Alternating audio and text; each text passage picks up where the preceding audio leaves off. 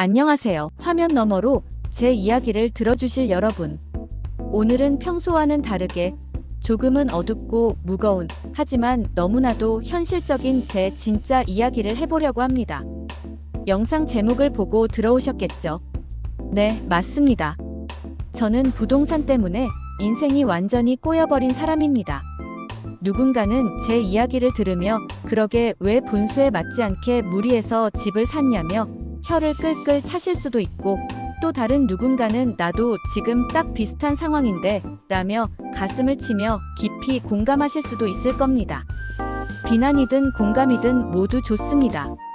그저 오늘 이 시간만큼은 영끌이라는 자극적인 단어 뒤에 철저하게 가려진 한 개인의 처절한 실패담을, 그리고 그 실패가 평범했던 일상을 어떻게 산산조각 내는지 날 것 그대로 보여드리고 싶었습니다.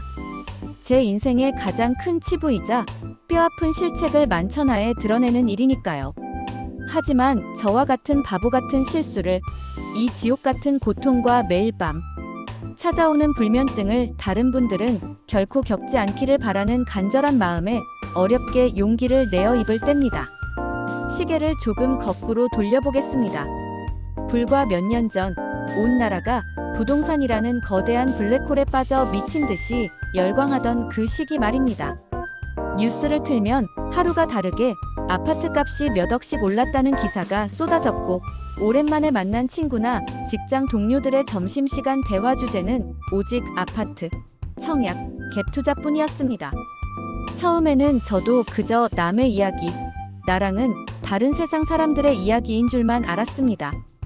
묵묵히 성실하게 직장 생활하고 매달 월급 쪽에서 꼬박꼬박 적금 넣으면서 살다 보면 언젠가 자연스럽게 내 집 마련을 할 수 있을 거라는, 지금 돌이켜보면 참으로 순진하고 바보 같았던 믿음을 가지고 있었죠.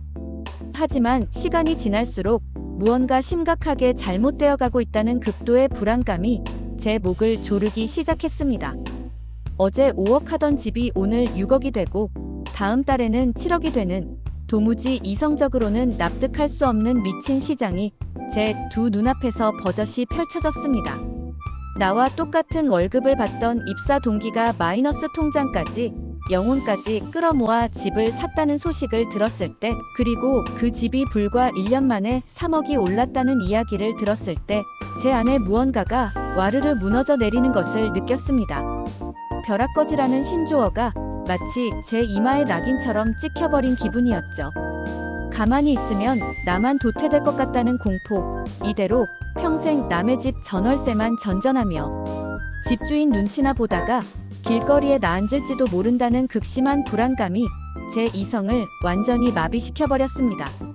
밥을 먹어도 모래알을 씹는 것 같았고, 밤에 잠을 자려고 누워도 천장에 부동산 앱의 아파트 호가창이 시뻘건 색으로 아른거렸습니다.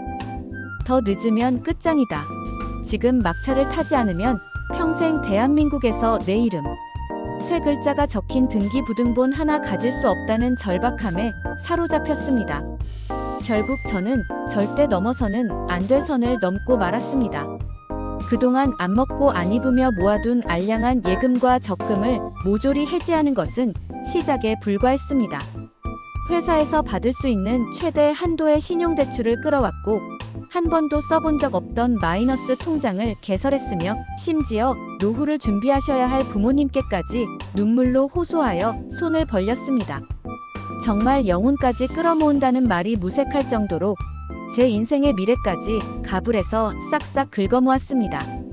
주택담보대출은 DSR 한도 끝까지 꽉꽉 채워 30년 만기로 받았습니다.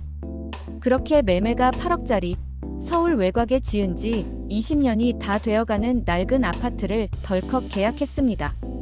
제 순수 자본은 고작 2억 남짓이었고, 나머지 6억은 모두 은행과 지인들에게 갚아야 할 무시무시한 빚이었습니다. 부동산 중개업소 테이블에 앉아 계약서에 도장을 찍던 날, 그리고 마침내 잔금을 치르고 비밀번호를 누르며 텅 빈 그 아파트에 첫 발을 내디뎠던 날의 기억이 아직도 제 뇌리에 생생하게 박혀 있습니다. 텅 빈 거실 바닥에 털썩 주저앉아 펑펑 울었습니다. 드디어 나도 이 치열하고 잔인한 자본주의 사회에서 내 가족을 지킬 수 있는 안전한 방공호를 하나 얻었다는 안도감, 그리고 이제 나도 당당한 자산가 열차에 탑승했다는 알량한 우월감이 뒤섞인 뜨거운 눈물이었습니다. 매달 감당해야 할 원리금이 제 월급의 절반을 훌쩍 넘었지만 그땐 그 숫자가 전혀 무섭지 않았습니다. 어차피 집값은 계속 오를 텐데 이 정도 이자는 투자에 비하면 아무것도 아니야. 딱 1년만 고생하며 버티면 집값이 1억, 2억은 우습게 뛸 텐데 한 달에 이자 200만 원 내는 게 무슨 대수인가라는, 지금 생각하면 뺨을 치고 싶을 만큼 미친 생각에 맹목적으로 사로잡혀 있었으니까요. 하지만 그 달콤하고 헛된 꿈은 그리 오래가지 않았습니다. 영원히 제로 금리 수준에 머물 것 같던 세상이 요동치기 시작했습니다. 바다 건너 미국에서부터 시작된 끔찍한 금리 인상의 광풍은 한국의 부동산 시장, 아니 제 목숨줄을 무자비하게 강타했습니다.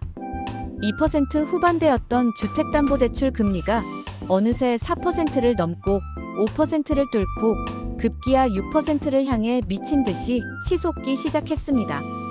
변동금리로 받았던 신용대출 금리는 더 가파르고 폭력적으로 올랐습니다. 매달 통장에서 빠져나가는 이자가 마치 눈사태처럼 걷잡을 수 없이 불어났습니다.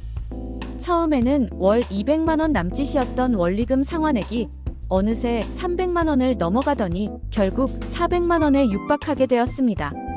제 한 달 실수령액이 450만 원인데 정말 숨만 쉬고 물만 마셔도 400만 원이 은행이라는 거대한 블랙홀로 사라지는 기적 같은 지옥이 현실이 된 것입니다. 평범했던 일상은 순식간에 처참하게 파괴되었습니다.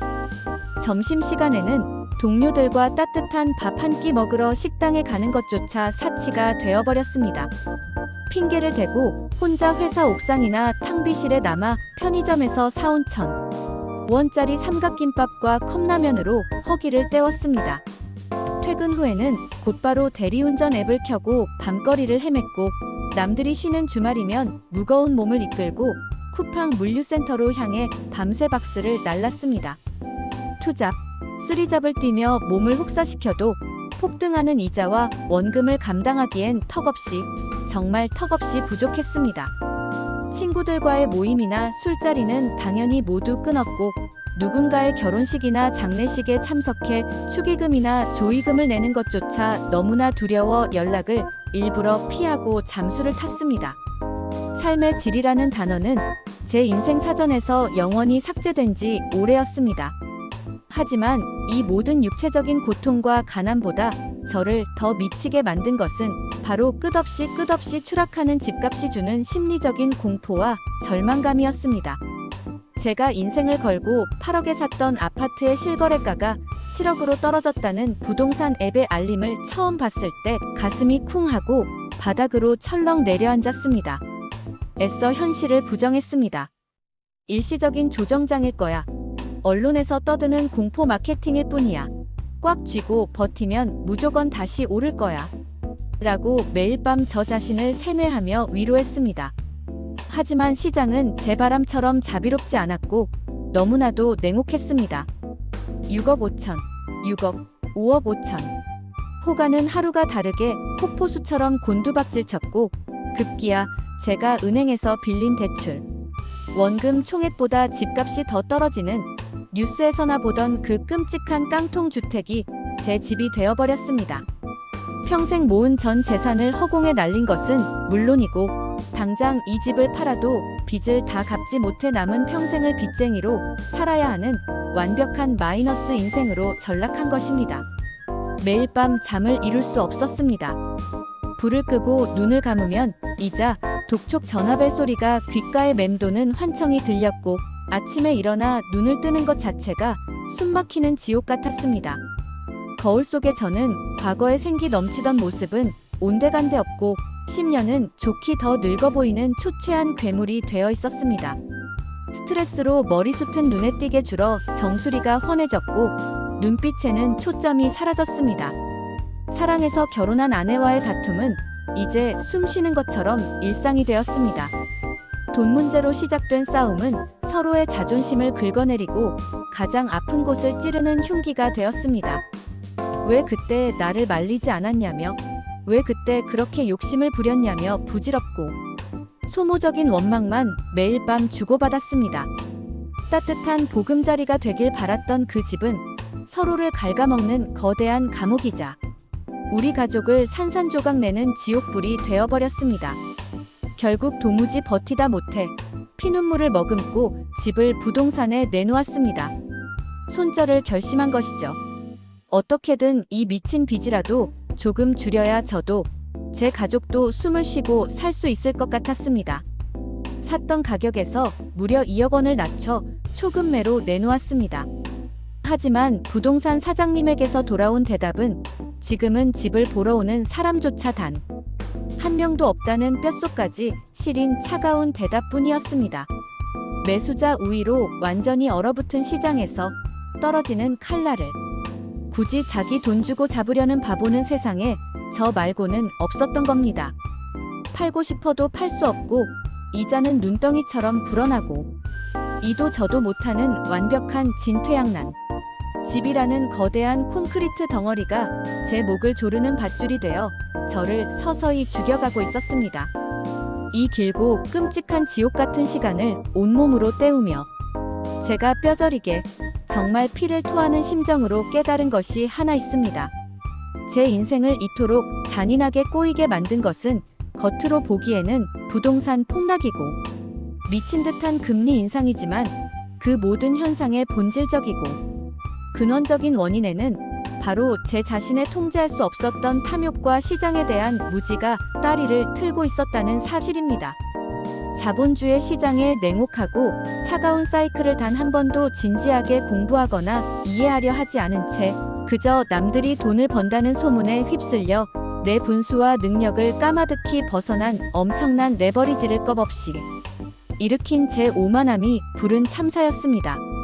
땀 흘리는 노력 없이 큰 돈을 벌겠다는 헛된 욕심이 두 눈을 가렸고 투자에 있어 가장 먼저 생각해야 할 최악의 상황과 리스크 관리라는 기본 원칙조차 새카맣게 망각하게 만들었던 것입니다.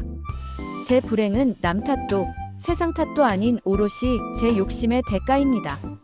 여러분, 부동산은 결코 우리가 믿고 싶어하는 것처럼 영원히 우상향만 하는 마법의 안전자산이 아닙니다. 모든 자산 시장은 언제나 상승과 하락을 파도처럼 반복하며 그 거대한 변동성의 폭풍 속에서 무리하게 남의 돈을 빌려 배를 띄운 사람들은 파도가 칠 때 가장 먼저 그리고 가장 처참하게 바닷속으로 휩쓸려 내려가는 법입니다. 저는 전 재산과 청춘이라는 너무나도 비싼 수업료를 치르고서야 이 단순하고도 무서운 진리를 온몸이 부서져라 배웠습니다. 제 인생은 분명 크게 후퇴했습니다.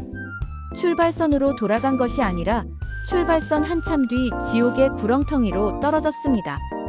앞으로 10년, 아니 어쩌면 제 남은 평생을 이 거대한 빚을 갚기 위해 밑빠진 독에 물 붓듯 뼈 빠지게 노동만 하며 살아야 할지도 모릅니다.